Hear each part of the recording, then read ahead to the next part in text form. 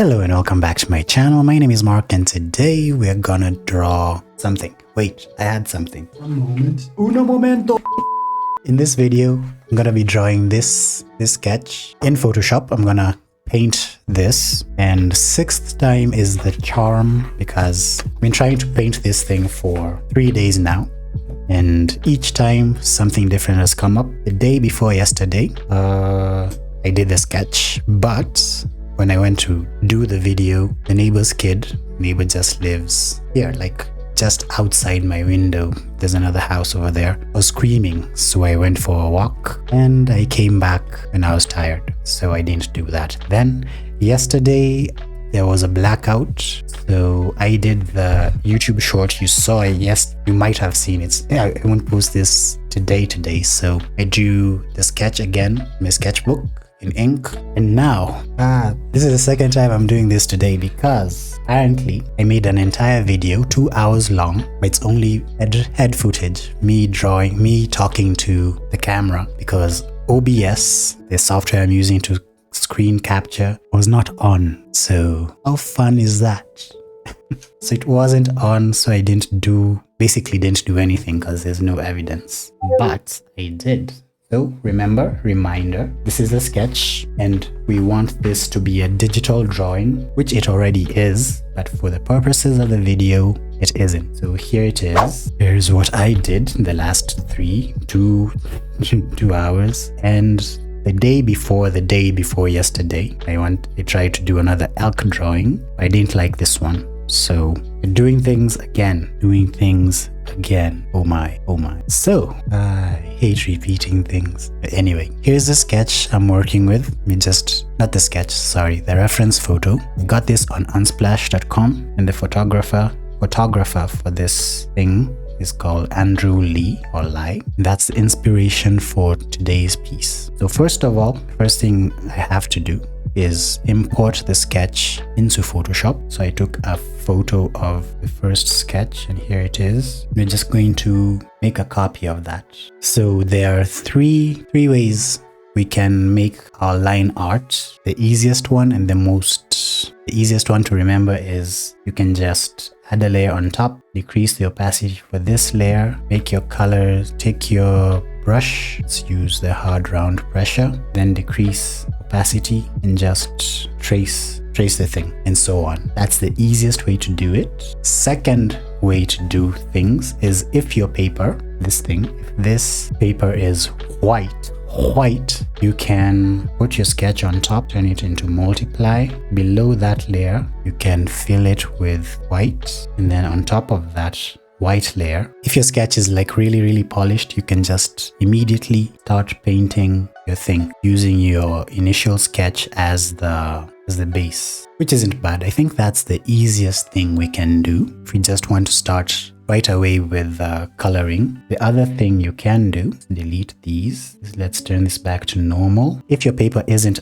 as white as you'd like, you can come here and say select, click on color range, hit the color that you want. So I want to get rid of the grayish color. So just hold down shift, and once you're satisfied with your selection, say okay and go to edit. Let's copy, cut. So we have something like this. So you have only your line art, and then maybe you can use your underlying sketch to complete your tracing, which this is what I did for the first for the non-exist. This is what I did for the video that does not exist. So yeah, but for now, I think I'll just use the multiply hack, the layer, fill solid color, white, and add a layer on top of that, and I can just start painting immediately using my hard round brush, and seeing my mousse is brown. So this works for me for now, because let's shrink this down a bit. What happens with the multiply layer is it multiplies any color underneath it, and if the color is white, then there's nothing to multiply with, so all your colors will appear the way they're supposed to. Yeah, so let me just roughly sketch in I think I would like just a little bit of line art. So I'll go to pressure size, go back to black, that's the name of an album, and I'll just sketch in the increase opacity. bit.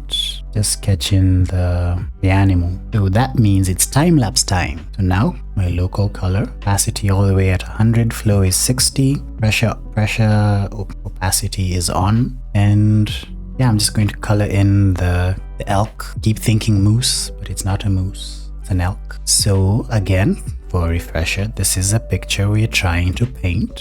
So we need several tones of brown. Brown is in this range. So let's start with the light brown. First off, switch off my opacity. I think I need it lighter than that.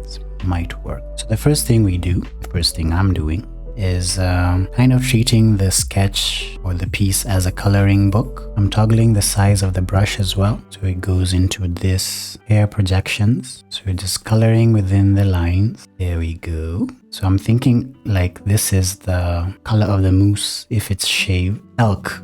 It's an elk. I'm sorry. I keep saying moose. It's the color of the elk when you shave it. The antlers are also more or less the same color. If you're good with Photoshop as well, you can use the lasso tool for this section. I did that on my non-existent video. What you do actually is just select your form like so, then you can paint inside without worrying about going outside the lines. So let's actually do that, or maybe not. Let's select the magic wand, because I know the antlers, their paths are closed, so it's easier to select using the magic wand. You can do that, but make sure you're coloring within the layer that you're working in, and just fill in the gaps, any gaps that you see. And then that's the moose color. Maybe we can make this just a bit brighter. Now we can use our opacity sensor. Some points a bit brighter, a bit more yellow, a bit brighter, a bit more saturated. Yeah, something like this. Maybe let's just use the other one. I'm just experimenting with this.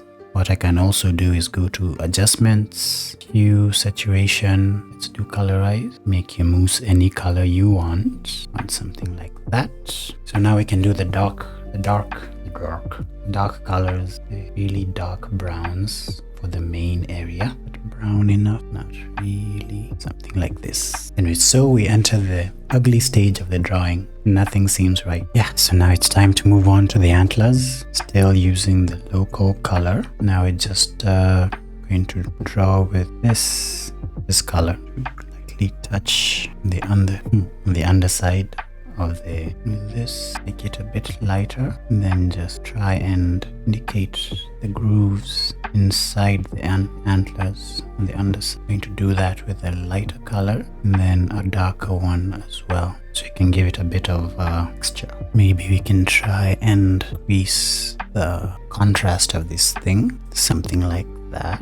And get rid of that. Crease, sketch even further. Line work, I mean. Just leave it at that. We lock that layer. So here we have our our elk sketch. Our elk thing is complete. We only need some light and shadow, and maybe a bit of more detail. So I'll just say this is elk detail. So I'm going to put that on multiply, select this color, increase the brush size a bit, and try and just add a bit of rough patches. Try to make them as random as possible. Something like that. So all we need are what do we need? Lights and shadows. So for that, what I'm going to do, I'm going to use an adjustment layer. I'll merge these two with an adjustment layer, set to exposure, flipped to that, increase it like that, invert the mask, Control or Command I, then we paint with white to reveal. So my shadows are here, actually under the face, under the eye, and the ear. Just paint in where you think the shadows are, where you know the shadows are. And since the layer is clipped, we can go ham on the thing, especially the leg. Those are in shadow. We can maybe define a bit of muscle here, shoulder, this flank, below the belly, like so. To erase, simply paint with black. And then for my highlights, maybe I'll do that a bit later. Now what I want to do is below this layer, you can do the trees, the background, and I'm just going to do a green, dark and desaturated, something like that. And then with a soft brush, soft round brush, I'm going to indicate some shadows, but these are trees in the background. And then with the hard round precious size, I'm going to sketch in some leaves using this color as a base. So something like this. We can keep playing with the brightness and the opacity sliders. Really hope I'm recording this. Okay, slightly indicating tops of those branches. Once catching some light, playing with brightness and saturation as well. Be brighter over here. We go a bit darker for the shadows, shadowy bits under these things. Just something foliage looking. Add some things over here, something like that. And then let's go to filter, blur, Gaussian blur. I'm barely out of sight. Copy that, transform the copied layer, maybe turn it around, maybe just let's warp it here and there, here and there, here and there. Probably let's transform it again, something like this. And then we erase with a soft brush, erase the borders, something like that.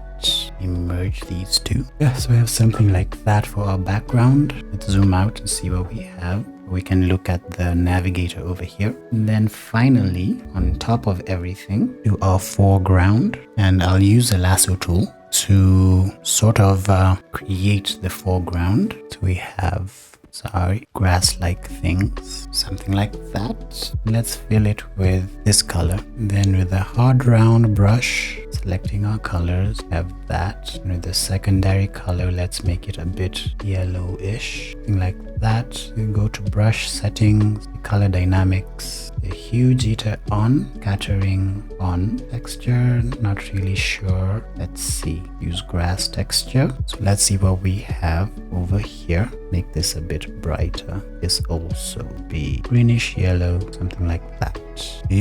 Ooh, this 5%, something like this. Oh, I know what I didn't do. If something like that, make it a bit brighter. Nope, let's delete that.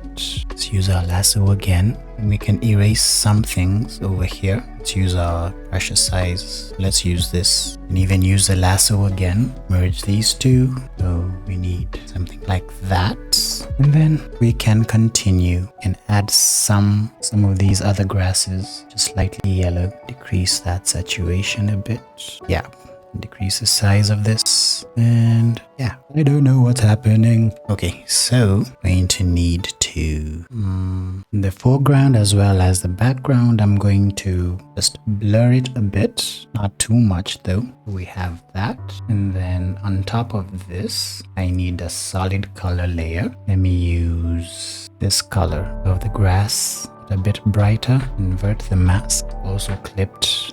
Want it also clipped on the thing. So if this side are shadows, the top side should be our highlights. We choose a different color, just that much brighter. Maybe we can add another exposure layer, this time with more lights. Invert the mask, maybe copy this mask, something like that, and put this all into a group. Copy the group, and then turn this into a smart object, just a bit smaller. I think we are done. Yeah, so again, incredibly happy with this. I said that in the first video, but you'll now get to see that one. Yeah, so what I can do again here too, with these two, I'll merge them. There's something in the foreground that I don't like. Let me just switch off the tree layer first. Here, remove that. So now with everything selected, I can copy this, group it, invert to smart object, and then we can use our camera raw filter, see what we can tweak happening. Auto looks like that, black and white looks like that. Let's just do things manual. So here's what we have, and finally I can be vain that there, color overlay, that as my color so that it tends to be cohesive. And then probably going to crop this just a bit, and there we have our final thing. Just need to save Luck3 PSD. Yeah, so that's our final piece, at least this one recorded. So I think we'll compare. Let's compare this piece and the one I did before. Let's see how they compare. I like them both, to be honest. I feel like the colors in the first one are a bit better. Anyway, I have two pieces two pieces, one video, and yeah, I'm happy with the results so far. I actually like the second elk, this one, sorry, like this one more. I like the colors of this one more. So maybe what I can do in the camera raw filter, maybe I can piece some of these things, make it a bit cooler, something like that. Yeah. So crop this to make it a fair comparison. Yeah, so here are two elk drawings. I don't know why, for some reason this one looks a bit skinnier, which is surprising because they're both made using the same sketch. Maybe it's this area over here. Anyway, you tell me which one you like the best. You like the first one that you never got to see, or the second one? Let me know in the comments below. Otherwise, it's been fun recording this video for the second time, and I hope you enjoyed it as well. If you enjoyed it, like I did, kindly leave a like below and subscribe if you haven't already. And yeah, see you next time. 2 thumbs up. Have a great day. Bye-bye.